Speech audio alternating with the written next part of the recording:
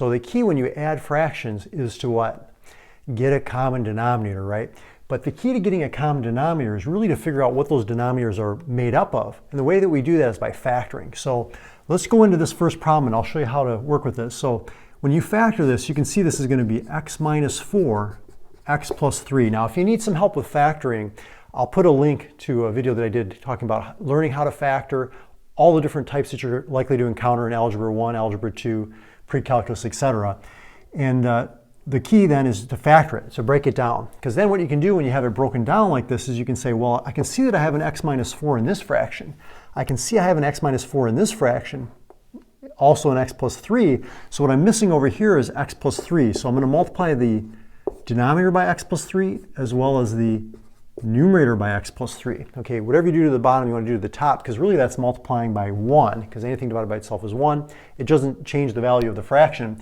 It just changes the way that it looks. So we're going to distribute, and you can see we're getting 2x plus 6, okay, over x plus 3, x minus 4, and then this one we have plus 5, and it's also over x minus 4, x plus 3. We have that common denominator. So now what we can do is just combine the numerators, since they have the same denominator. 6 plus 5 is 11, so we get 2x plus 11 all over x plus 3, x minus 4. Now something you want to watch out for when you're doing these problems is that you may be able to reduce further. Like you might be able to factor the numerator, and then you can see if any factors in the numerator cancel with factors in the denominator. So you always want to look for that. Let's go to example number 2.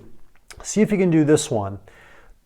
Again, the key, the first step is to factor that denominator so you can see what those denominators are made up of. So here I'm going to do that. This comes out to 2x and 1x, and this comes out to negative 7 and positive 1, right? Because negative 7x plus 2x gives us negative 5x.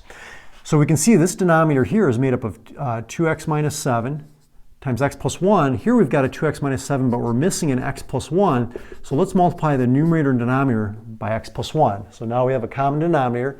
What we're going to do now is we're going to distribute. Now there's two different ways to do these problems. Notice this is a subtraction problem.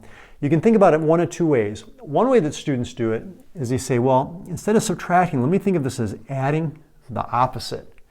Then what I'm going to do is I'm going to take this negative 3 and I'm going to distribute negative 3 into the parentheses. So that gives us negative 3x minus 3. The other way to do it is just to go ahead and leave it as it was positive 3. Distribute the positive 3, that would be 3x plus 3.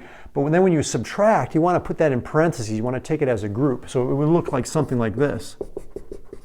So then you'd have to distribute the negative. But I think it's easier just if you have just one term here, just like a constant, just think of it as adding the opposite and distribute that quantity in. That's a common mistake. So make sure you don't fall for that one, right?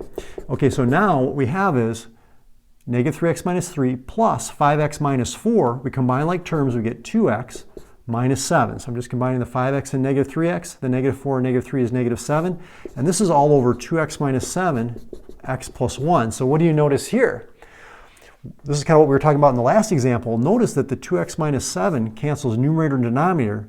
We're left with 1, because 1 times anything is itself, right? So when there's nothing left in the numerator, that's understood to be a 1, over x plus 1, and that's our